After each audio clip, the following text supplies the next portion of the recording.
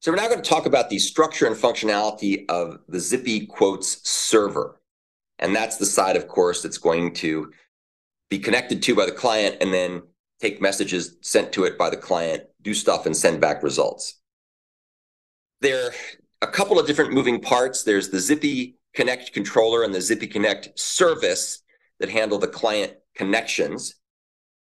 And this is what the ZippyConnect controller looks like. It's a controller, so you can do auto detection of implementation classes with class path scanning. That should be very familiar by now. It's got an auto-wired service using dependency injection. That should be very familiar by now. And it's got a hook method called handle connect. And this is the method that gets called back when a client connects to the server and sends it a request whose connection metadata contains this particular path, the server connect path of the route. And so the connect mapping is what tells the system to route it to this particular endpoint method. As you can see, it just forwards to the service. Here's the service. We're just going to take a quick look at the service now, and then we'll focus on this in more detail when we do the code walkthrough. So the service is a service, so you can do things like auto wiring and so on.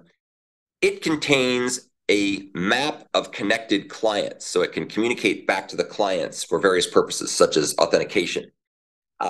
In my experiment so far, it appears as if connection-related events can occur concurrently on different threads. So I use a concurrent hash map just to be safe. It doesn't really hurt anything if it doesn't end up being concurrent, but just to be safe.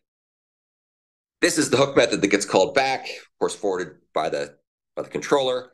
And it has two things it does. It handles client status changes, which could actually occur throughout the lifetime of the interaction between the client and the server. And it also finalizes the client connection setup by basically stashing information away that it can use later.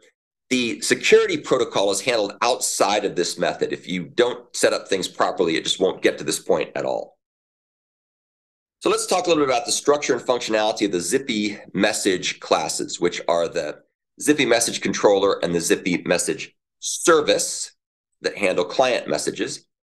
And the Zippy message controller, of course, is what we use to receive the ZippyQuotes, the subscription requests, and receive and send ZippyQuotes. We annotate it using the controller annotation. We auto wire in the Zippy message service. And then we use the message mapping annotations to designate these endpoint handler methods that handle incoming messages that are designated for the various paths that we provide, the routes we provide here, like subscribe and get quotes. The subscribe method is used to confirm a client subscription request. This is a good example of an asynchronous two-way method. So the client sends over the subscription request, and then the server confirms it. And then we have another method that's called get quotes, which takes in a flux of quote IDs and then emits the specified quotes back to the underlying mechanism under the hood for actually doing the work. Here's the Zippy message service. This implements those endpoints. And you can see we auto wire the list of ZippyQuotes.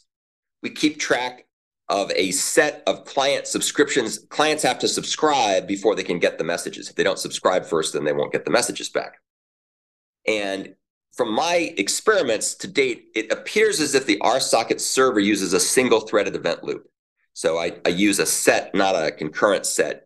But I need to do some more experimentation. I haven't really confirmed to my satisfaction if it's always one thread of control. It appears to be because they're doing things asynchronously. There's a subscribe method implementation here that you can see. It takes in the subscription request from the client. It sets its status to say it's confirmed, and then it adds it to the list of subscriptions so we can keep track of it for further processing.